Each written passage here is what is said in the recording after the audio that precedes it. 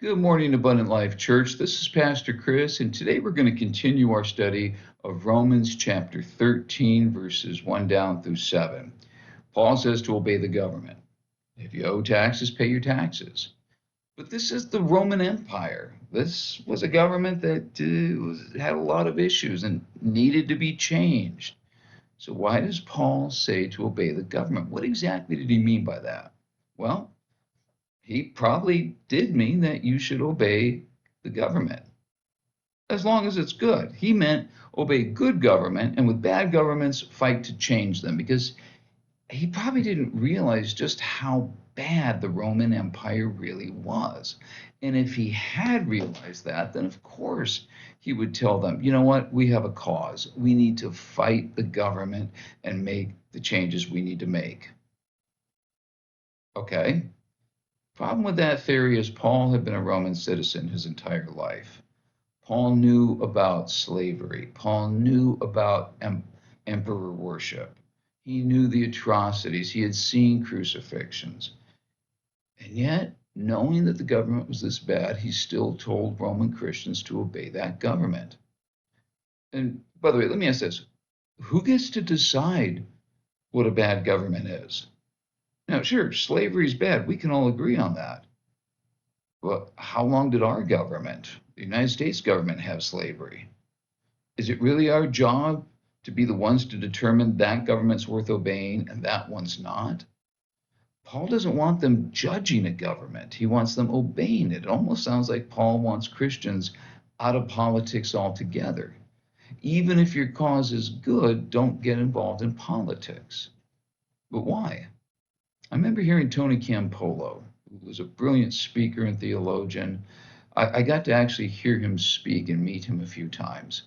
And I remember him saying once that Christians should not be involved in politics because politics is compromise. It doesn't seem like it now. It seems like politics is them and us, but really, real politics is compromise. It's working together to come up with our, we'll give a little, you give a little. Politics is compromise. Real politicians, not the clown show that you see these days, but real politicians understand that. And he said we shouldn't be involved in politics because it is compromise, and we should never compromise our Christian standards. We shouldn't be the ones in power. We should be the ones willing to say we will not compromise. Okay, I like that. Is that why Paul wanted us out of politics? Maybe Paul was afraid that this was a fight they couldn't win. Take on the Roman government, good luck with that. Actually, truth be told, that theory is closer to the truth than you think. I think what Paul was saying, he wasn't saying this is a fight you couldn't win. I think he's saying this is a fight you shouldn't win, or rather, shouldn't even try to win. So, why are we supposed to obey a government if we don't agree with it? Why not take it on? Why is Paul saying you shouldn't take it on? The question, could you beat the Roman Empire? Roman Empire died out on its own a few hundred years after Paul. I think Paul knew that. He's saying you shouldn't be involved. So what does he think obeying the government will do for us Christians? Paul didn't write this command in a vacuum. And we need to see the context of Paul's situation when he wrote to the Roman church. All right? And to understand that context, let's also remember what the purpose of the church is. What is the purpose of the church? The purpose of the church is not to obey the constitution the church set up. The purpose of the church is not to have meetings. The purpose of the church is not to have potlucks. Okay, those are all things we do. The purpose of the church, in a nutshell, is to make disciples. It's to be God's representatives in the world. It's to show people there is a better way, and you are welcome to join us. All right. That's the purpose of the church. All right, so let's look at the context then. Why would Paul say that we're to obey governments, even if they're bad? I think it's because of this. Paul knew the purpose of the church is not to make laws that impact society. The purpose of the church is bigger. We have a bigger agenda to make disciples. That's a bigger agenda than changing the government. Think about that.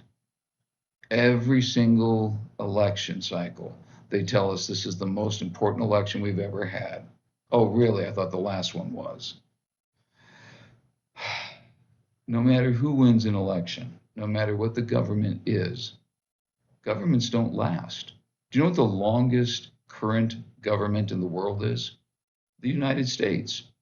It's almost 250 years old. That's it.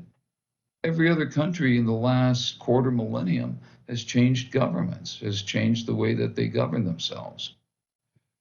Governments come and go, but when you win disciples, you're winning them to eternity. That's a bigger agenda.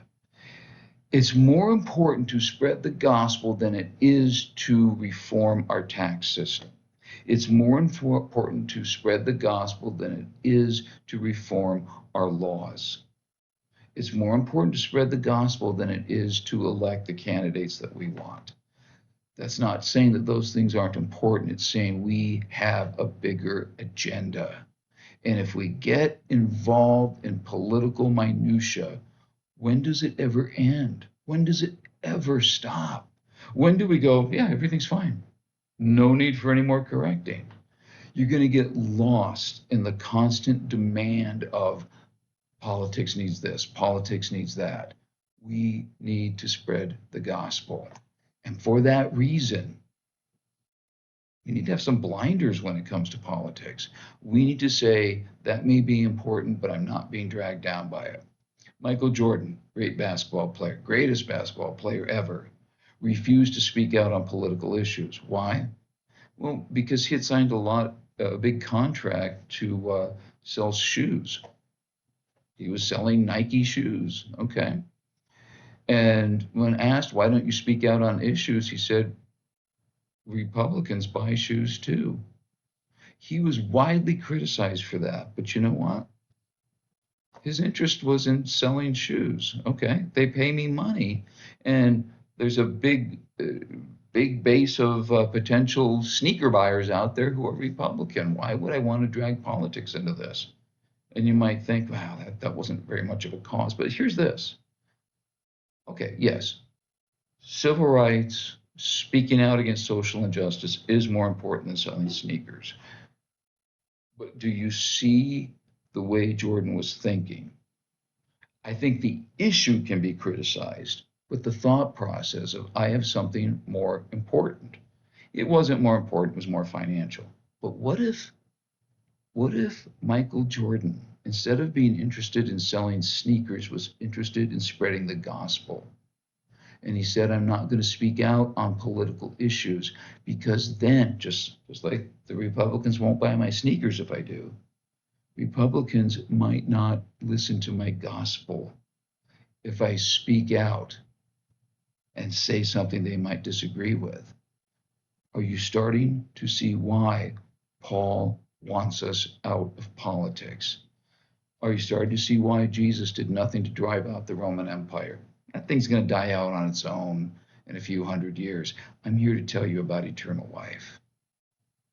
Do you see why Paul didn't speak out against slavery? It wasn't because he approved of slavery.